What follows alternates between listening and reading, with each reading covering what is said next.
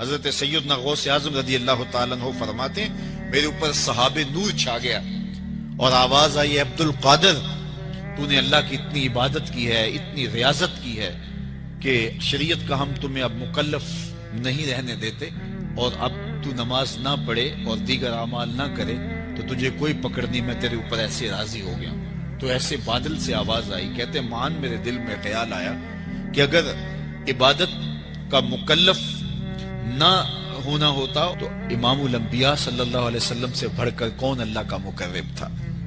حتی تتورم قدمہ، حضور جب نماز پڑھتے اور اس قدر لمبا قیام کرتے حضور کے مبارک پاؤں سوج جاتے، لیکن ان کو تو کہا گیا وَعْبُدْ رَبَّكَ حَتَّى يَأْتِيَكَ الْيَقِينُ، انہیں تو کہا گیا کہ آخری سانس تک اللہ کی عبادت کرنی ہے۔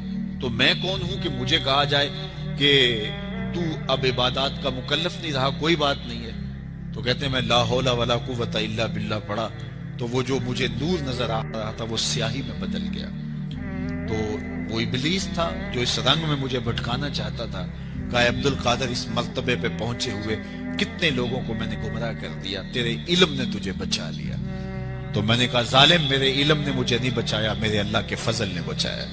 حضرت شیخ سعدی شیرازی فرماتے ہیں کہ ایک بندہ مطاف میں کنکروں کے اوپر پیشانی رکھ کے زاروں کے تار ہو رہا ہے اور کیا کہتے ہیں اللہ مجھے معاف کر دے، یہ تو قیامت کے دن اندھا اٹھانا، میں تیرا کیا تیرے بندوں کا سامنا بھی نہیں کر سکتا۔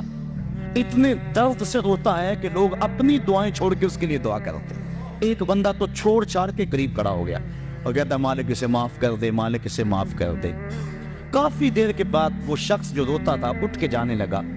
اس کو تجسس تھا کہ میں دیکھوں تو صحیح یہ کون ہے اور اس کو تسلی بھی دوں کہ اللہ بڑا کریم ہے، تجھے معاف کر دے گا۔ جب اس نے جھک کے جھانک کر دیکھنا چاہا تو چیخیں نکل گئی۔ یہ زاروں کے تار ہونے والا وقت کا غوث شیخ عبد القادر جیلانی۔ حضرت ملا علی قاری لکھتے ہیں کہ حضور غوث اعظم جب مجلس واعظ کرنے بیٹھتے تو 70 ہزار کا اجتماع آپ کے مجمع میں ہوتا، اور عمومی طور پہ اللہ کی رحمتوں کے حوالے سے بات کرتے، اور جس دن آپ اللہ کے قہر، غضب اور جلال کی بات کرتے کئی جنازے اٹھتے۔ یہ آپ کی گفتگو کے اندر عصر کا رنگ اور شیرینی تھی۔ حضرت غوث اعظم شیخ عبد القادر جیلانی علیہ رحمہ و رضوان،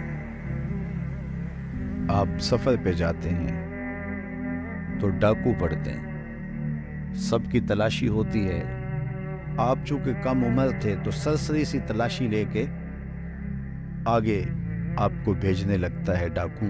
تو ساتھی پوچھتا تمہارے پاس کچھ نہیں؟ کہا نہیں میرے پاس 40 درہم ہے۔ تو وہ رک گیا، کہاں ہے؟ کہاں یہ آستین میں سی ہو۔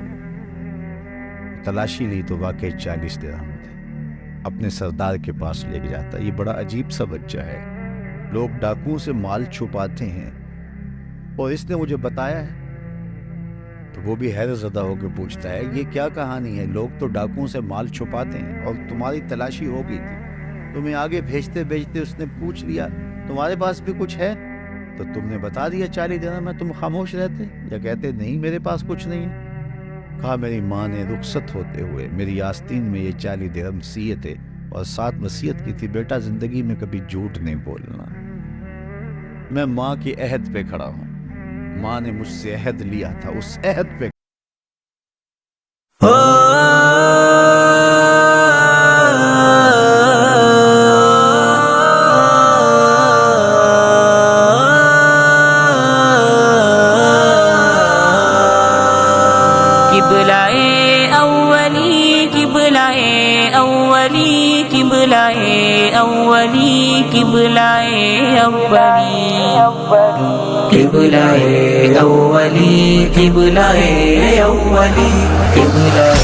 اولی مشہد مرسلی تیری ناموس حرمت کے ہم ہیں امین، تیری ناموس حرمت کے ہم ہیں امین۔ القدس بیت مقدس کے اقصا کہیں، ایک سے ایک بڑھ کر ہے نام حسین، تو ہمیشہ سے ہے